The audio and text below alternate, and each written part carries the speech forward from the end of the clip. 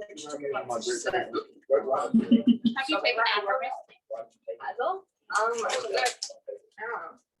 Okay, I think that's working. Not this year, last year. Okay, let us begin.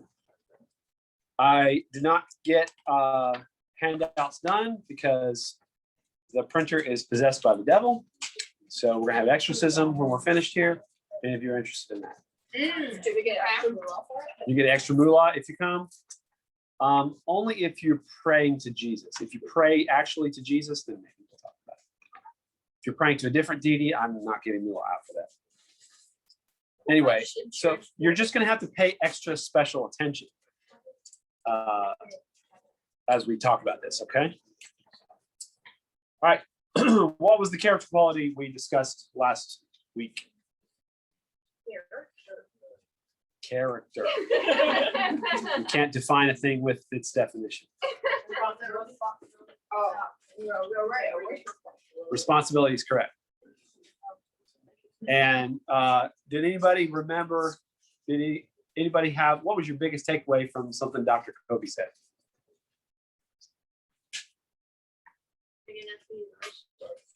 I can't hear you, I'm sorry. Too big for your britches. That was a big takeaway, wasn't it? That was definitely a takeaway, wasn't it? I thought it was fascinating to find out that of the three different parts of leadership, competency, commitment, and character is focused on the least. And yet it's the most important piece. It's the most important part of being a good leader is having strong character. And the fact that character is focused on, written about, studied the least amount probably says we have a deficit in leadership in our country in general. But I appreciate you guys being here and putting some value into your weekend, investing some of your weekend into leadership character. It's valuable. And this is kind of, in my mind, one of the biggest ones. Like, we're talking about 4 different pillars of character at Chick-fil-A specifically. Not necessarily are these the 4 most important things overall, but I think definitely being a leader here at Chick-fil-A, these 4 things are the most important pieces that you put down. They need to be your cornerstones that you build your leadership on. And I think that they can lay a good foundation for you in the future, whether you stay with Chick-fil-A or whether you go to something else. Okay? But this is one of, I think, if I had to pick one that was the most important, it'd be really hard between this one and integrity. But humility is one of your big players. If you don't have humility, you're really not going to grow at all. You're not going to be able to establish any other character because you would have to admit that you were wrong. And a humble person is willing to admit that they're wrong. But a person who's is arrogant and prideful is not willing to admit that they're wrong. Anyway, I want to talk about humility with you. Let's first define it. And again, if you guys want to have a piece of paper to look at, if you want to read some of this information, I'll be happy to try to get you a copy as soon as I exercise the demons out of here. The definition of humility is marked by meekness or modesty in behavior, attitude, or spirit, not arrogant or prideful.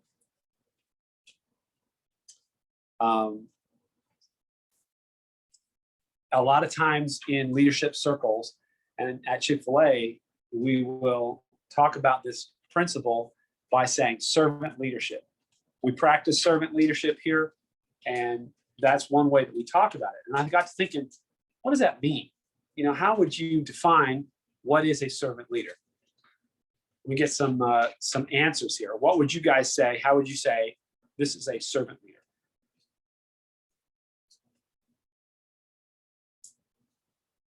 Putting the team first. Putting the team first. That's a good answer. Anyone else? Being humble. You pick up clues, don't you? That's very good. Anyone else? What is servant leadership? If you had to say that guy's a servant leader because he or she. As a leader, if say everyone's busy and you're the only one available to go get whatever, instead of having a sign, instead of delegating the task, just do it yourself.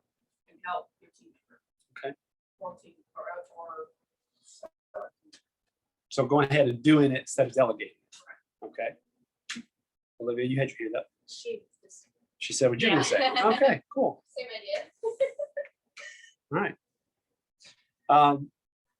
I actually looked this up on Indeed.com. I thought that's a pretty good definition, in my opinion. Servant leadership is a management style in which you lead by putting the needs of your team first. Servant leaders believe that when their team members feel personally and professionally fulfilled, they produce higher quality work more efficiently and productively. So it's a technique or a strategy that focuses on the team and helping them to feel fulfilled and successful so that they and cared for so that they produce higher quality work more efficiently. And so that you just have a general overall high morale. You know, we're not just about producing work, but it is about accomplishing things and going in a direction. Servant leadership is a great way to do that, and it requires humility. Skip Pritchard is an author and public speaker. He wrote a book called 9 Qualities of a Servant Leader. I'm going to read these to you. A servant leader values diverse opinions. So someone who's a servant leader is going to be willing to listen to other people and values the opinions and perspectives of everyone, whether they're low man on the totem pole or their right-hand man. A servant leader is going to say, hey, just because you're, brand new hire doesn't mean your perspective is invaluable. But I want to value diverse opinions, lots of different opinions. Let's get lots of perspectives on this because we each have different talents and strengths and abilities and perspectives. So let's get a broad range of perspectives because that makes us stronger. A servant leader cultivates a culture of trust. If you don't know this by now, a culture of trust is necessary for successful work. To have an environment where you trust one another is super valuable. It's necessary to be successful in your job. If you don't trust your coworkers, you're not going to be very successful. If they don't trust you, nothing's going to happen that is really worthwhile. Other than maybe headaches. It doesn't work out though. This thing is beeping at me like it's going off. It's just driving me nuts. A servant leader develops other leaders. We talked about this last week. Hope that you have begun to look around in your working environment for people that you can pour into, people that you can encourage, that you can help. That's what a servant leader does. Develops other people. Helps people with life issues. A leader should not be only about working, only about what happens within the business. A good leader, a servant leader, will care about your personal life too. Not that he's going to pry into it, but just that he's going to be there and care and be concerned. That's important too, that you help people with life issues. We don't want you just to be successful at Chick-fil-A. We want you to be successful in your life in general. That's sincerely, that's genuine caring. A servant leader encourages. A servant leader sells instead of tells. You understand what that means? If I need Chris to do something, rather than saying, go out there and do that, that's telling. I might say, don't you think it'd be nice if you'd go that way? Or, hey, we need to accomplish this goal, and in order for that to happen, this needs to happen. Would you be my guy? That's selling it rather than telling it, right?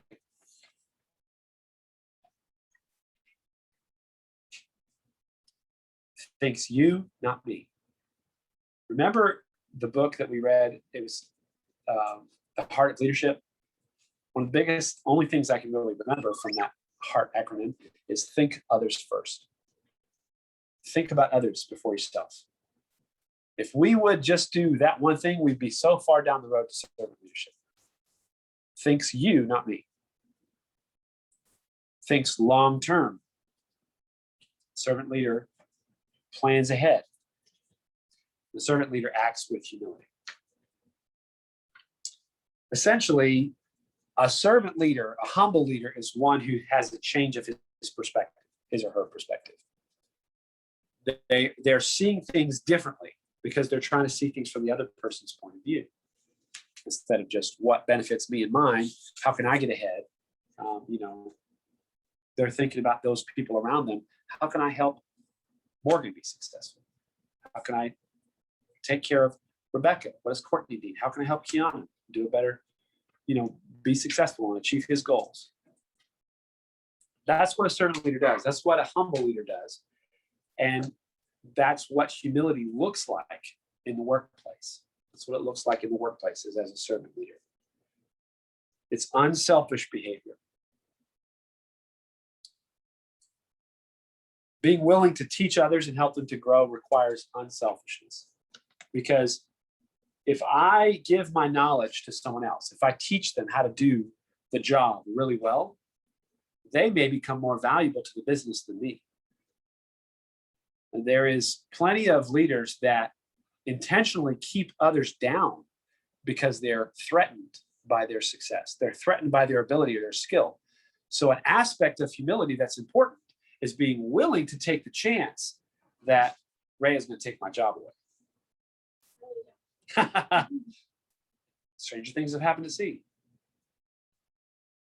If I am threatened by your success as a leader, I might not give you every single one of my tricks. I might not tell you. In fact, I might sabotage you just to make you screw up so that I look better. I come in, I be the hero.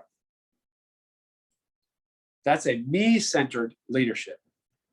A selfless leader, a servant leader, is willing to develop someone else, make them as successful as they can be, and lets them just rise to as far as they can, even if that exceeds me.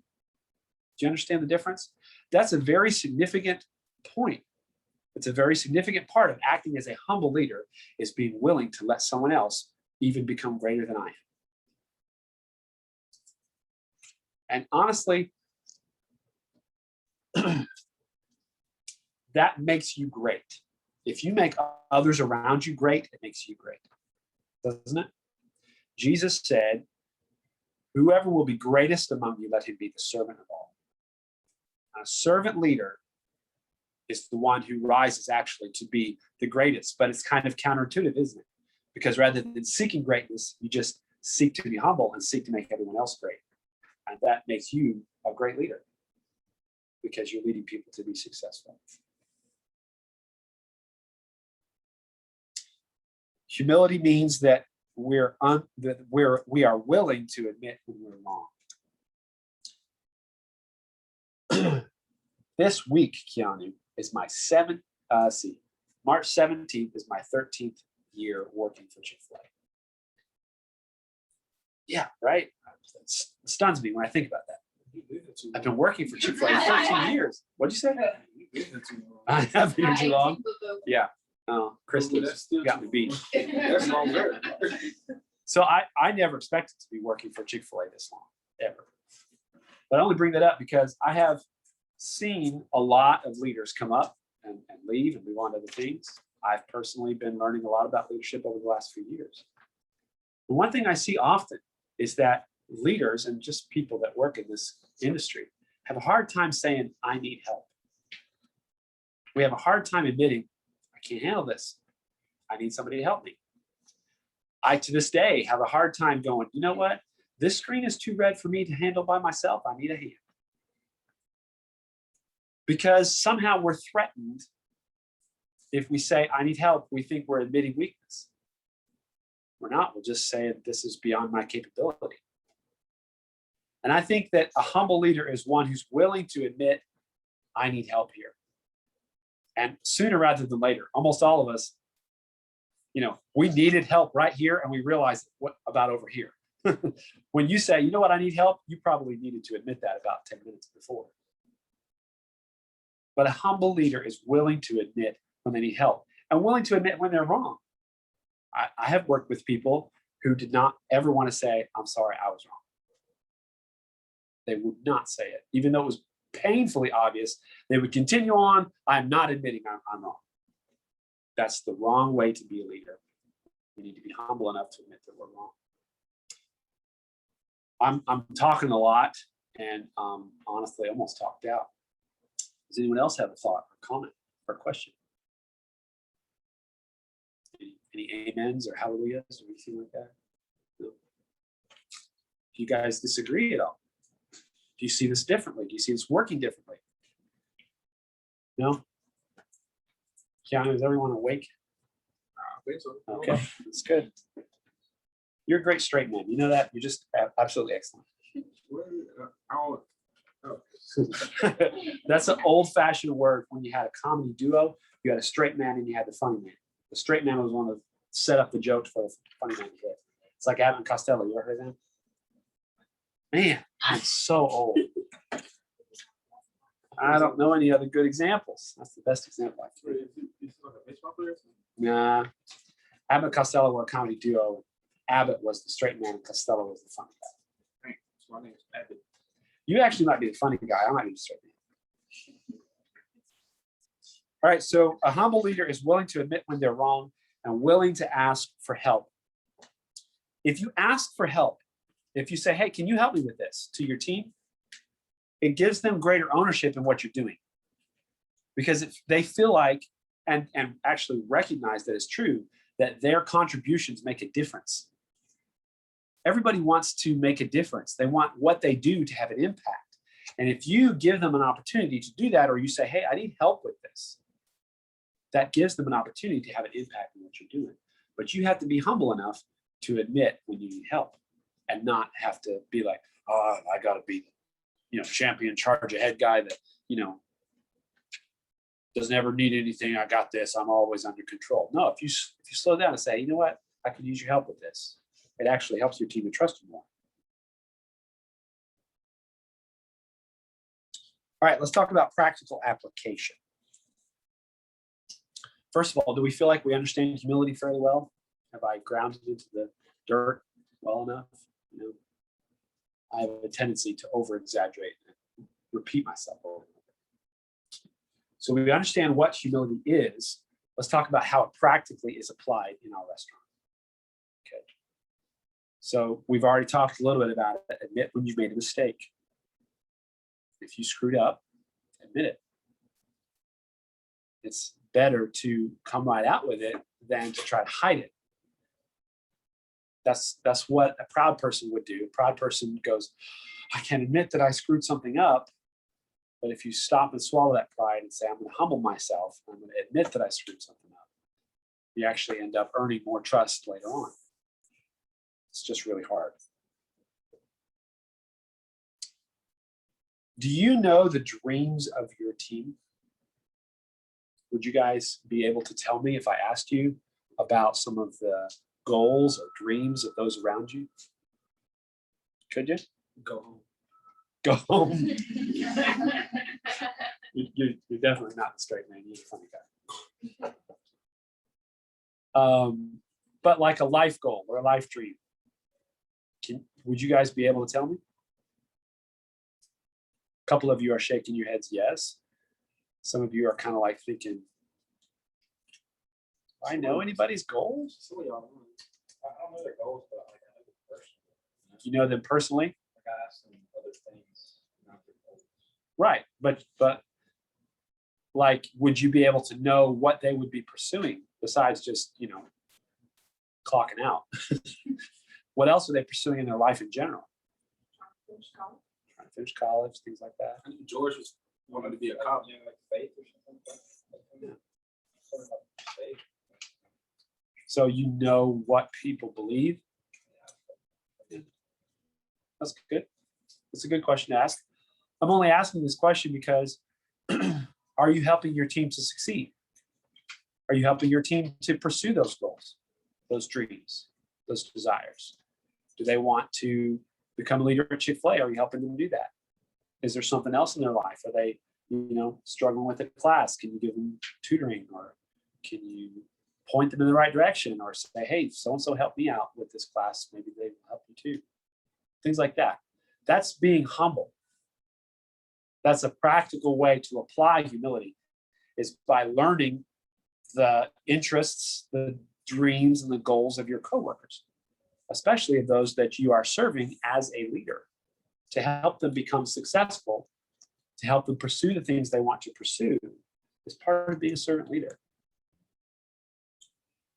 That's what we're about at Chick-fil-A. We want to help people succeed, not just at Chick-fil-A, but in their life, period. Something I'm trying to work on. What are some other ways that we could practically apply humility here at the workplace?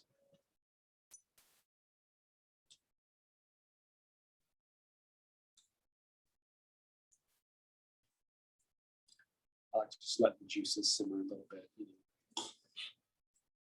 Oh, just like what talking to your team. I know, like, but more like I really don't know too many people like that. Until recently, until I became a supervisor, that's when I was just like, oh, hey, I swear I did not know Paul's name. Just say Paul. Like, I was just like, oh, Paul is like, supposed to say Paul, and I'm just like, Paul.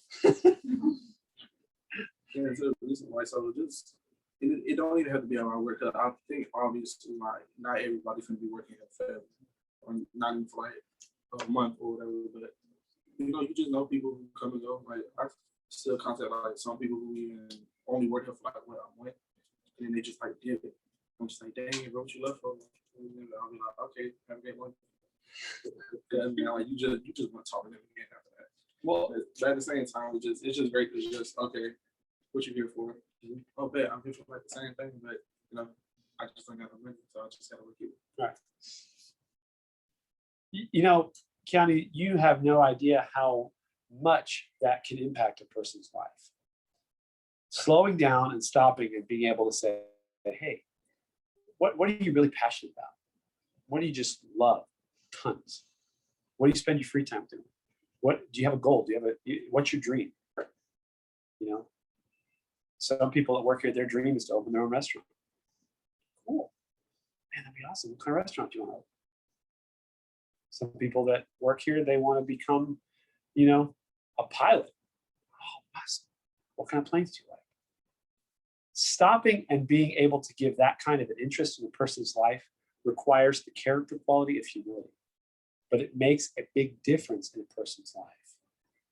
If you slow down and that's why we're saying it's a difference in perspective. It's being others focused and not me focused. It's looking around you at the other people around you instead of so much at yourself and what you want out of your shift or what you think is important. I'm not saying that you should ignore yourself completely, but that you should be others focused as a leader. Servant leadership is about thinking about those around you and how you can help them and serve them and benefit them. And that looks differently at different times. For someone doing schedule, it means paying attention to detail. It means trying to make sure somebody doesn't have to close one night and open the next morning. You know, that stinks, right? And when I do schedule, I try to make sure that doesn't happen. Sometimes you miss one, sometimes you mess up. But serving the team and helping them to succeed is paying attention to the needs that they have in their schedule, paying attention to details like that. Servant leadership looks different at different times, but it has an impact in the lives of those around you. An impact that you might not be able to measure very easily. You stop and think in your life, look back at the people that had such a really strong influence on you. Think back, was it a teacher? Was it a parent? Was it a coach? Just someone in your life that really impacted your life. They probably gave you attention. They probably listened really well. They probably wanted to find out what makes you tick. What are you passionate about? What do you love? And tried to help you achieve that or pushed you in that direction or gave you good advice or kept you from a big mistake. That's the kind of leaders that we want to develop in this business. That's the kind of leaders I hope all y'all want to be. See, I'm becoming more and more Southern all the time. All of y'all. I mean, I hope that is something that you find appealing, to be able to be the person that has that impact, that has that influence, that someone looks back and remembers and goes, you know what? That Courtney, she just made a big difference in my life. Krista probably look back in her life and say, Courtney was such an impact on my life. Maybe not. But I bet you, as long as Krista's been here, there are some people that will look back and say, hey, I remember Krista. Yeah, she was hilarious. But somebody is going to look back and say, hey, I remember Morgan. Which one? Oh, yeah, Morgan Lumpkin. Oh, yeah. 'Cause there's like 8,000 Morgans that work at Chick-fil-A. Or they might say, do you remember Caitlin? Yeah, I remember her. Hey, man, you remember Paul? Oh, yeah, man, he was awesome. You want to be that kind of leader. You want to be the kind of leader that makes an impact in people's lives, and you will not be that kind of leader if you are not humble. You have to embrace humility, and that means dying to self and be willing to invest yourself in other people. Jesus said that too, just FYI. He said, if you lay your life down, that's how you find it. It doesn't mean physically like taking a bullet. He meant lay your soul down, lay down your desires and live for someone else. That's when you find true fulfillment. All right, let's talk about some work. This week, find one way in which you did or did not show humility. Think about this week, how am I being humble? Or maybe you did something that's like, no, probably wasn't that humble that moment. I would like for a couple of you to be prepared to share that with us next Sunday. Now, you know that I'm not a hard line, twist your arm kind of guy. But I really would like if some of you would be willing to share ways in which you did or did not show humility. And it will take humility to share that. And then number 2, I want you to ask, I want you to do one of two things. I want you to ask at least 2 people. I want you to do either find out their goal or their dream. Find out what their dream is. What would you just love? If money was no object, time is no issue, what would you want to do? What's your dream? And then the other thing that you could ask is, do you have any ideas for how we could improve the business? Are there things that you see that we could do that would improve things? I want you to try to remember those things, write them down, because that will show that you value their opinion and their perspective. So find out somebody's dream and ask someone for their ideas for improving the business. What are some things that we could do better? Pay me more. No, maybe everybody can say that, I guess. But like procedurally, operationally, are there things that you'd like to see us improve on? A lot of times, brand new people are really good to ask that question of, because they have a fresh perspective that's not tainted by 18 years of working at Chick-fil-A. And, oh, that wasn't meant to be so on the nose. But see, because Krista has 18 years, she has a really good perspective on things that come and go, things that work and things that don't. So I'm trying to say that everybody has a valuable perspective, whether they've been here a short time or a long time. Amen. Hallelujah. Glory.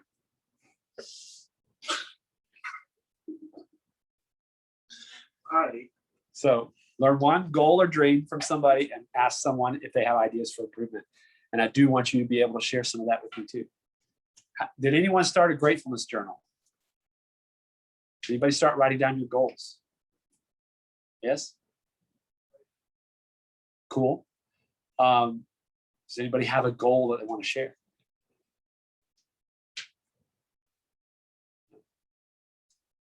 Okay, Wiley. My goal is to spend some rain Yeah, that's good. Yeah, I want to graduate college. there you go. That's a good goal. I think you're well on your way.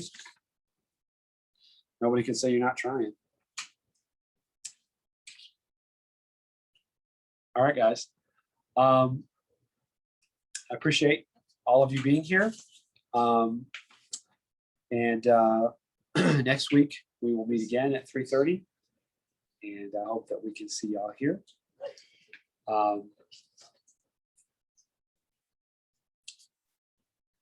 Try to pay attention to whether you do or do not show humility this week at work, and try to be others focused. Think about what their goals are, what their dreams are. Maybe we can share some interesting things together next Sunday. Any questions before we go? Okay. Have a good day.